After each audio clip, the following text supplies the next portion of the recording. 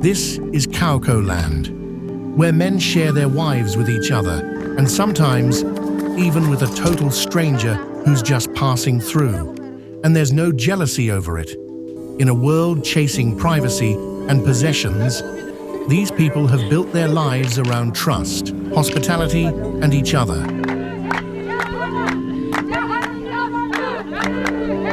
This community treats relationships outside marriage with an openness most Western cultures still can't wrap their heads around. In fact, according to a landmark, UCLA genetic study, nearly half of all children born here are fathered by a man who isn't the mother's husband. And in 7 out of 10 families, at least one child in the household was fathered by someone outside the marriage. If a guest spends the night with a man's wife, the husband simply sleeps somewhere else outside or in another hut. That's tradition here, and that's just the beginning of what makes this tribe so different from anyone else on Earth. Some of these men and women have bathed with actual water only a handful of times in their entire lives. They coat their hair and skin in a thick red paste and consider it the height of beauty. Their wealth isn't counted in dollars or pounds. It's counted in cattle. But the custom that shocks outsiders more than any other, the tradition of wife sharing. Today, I'm going to tell you about a people whose customs are, in some ways, more open and unconventional than anything in the modern West. Welcome to Village and Tribe, where I uncover the hidden and extraordinary places and life stories around the world. Subscribe now and explore with me.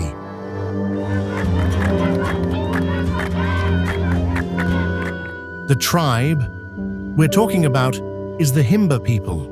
They live in a remote region of northwestern Namibia in southern Africa, known as Kaokoland, part of what's officially called the Kunene region. This is a land where the horizon seems to go on forever.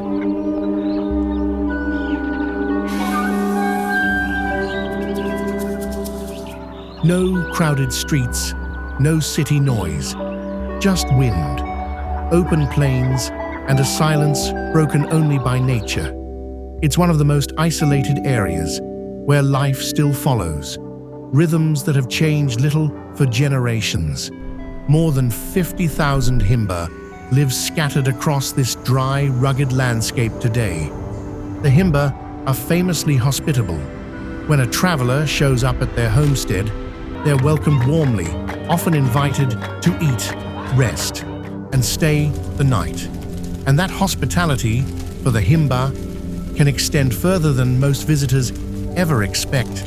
There's a practice among the Himba called Okujepisa Omukazendu, which roughly translates to offering a wife to a guest. This isn't something offered to any random tourist who wanders in with a camera. Anthropologists who've actually lived among the Himba say the custom is generally reserved for close friends, extended family, or an especially honored guest, not every stranger off the street. When it does happen, the arrangement works like this. The guest spends the night with the host's wife, while the husband sleeps elsewhere in another hut or outdoors. Himba women don't always have full say in the arrangement, though they can decline to actually intimacy with the guest, in which case she may still share the room, but without any physical contact. Sexual jealousy, in the Western sense, simply isn't built into Himba culture. A husband generally isn't threatened by the idea that his wife might have a child with another man. That brings us to one of the most remarkable and scientifically documented facts about the Himba. In 2020, UCLA anthropologist Brooke Skelzer published a genetic study on the Himba in the journal Science Advances. Her team found that 48% of Himba children were fathered by someone other than the mother's husband, by far the highest rate of what scientists call extra-pair paternity ever recorded in a human population.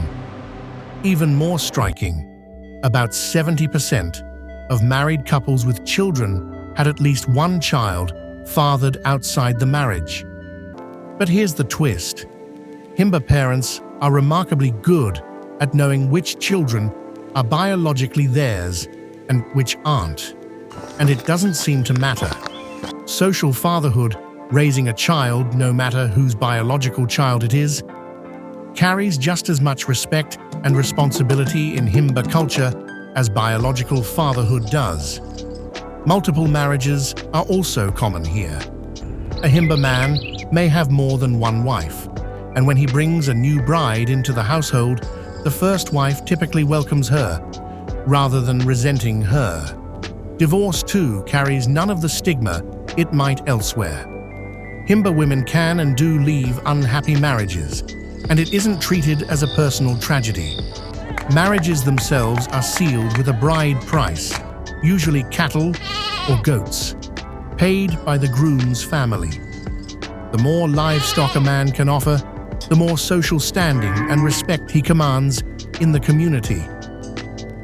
Here in Kaokoland is extremely dry, drought-prone region. Water is scarce and reserved mainly for drinking, cooking, and livestock, not for bathing. Himba women, in particular, rarely wash with water. Some may go months, or in rare cases, far longer, without a traditional bath.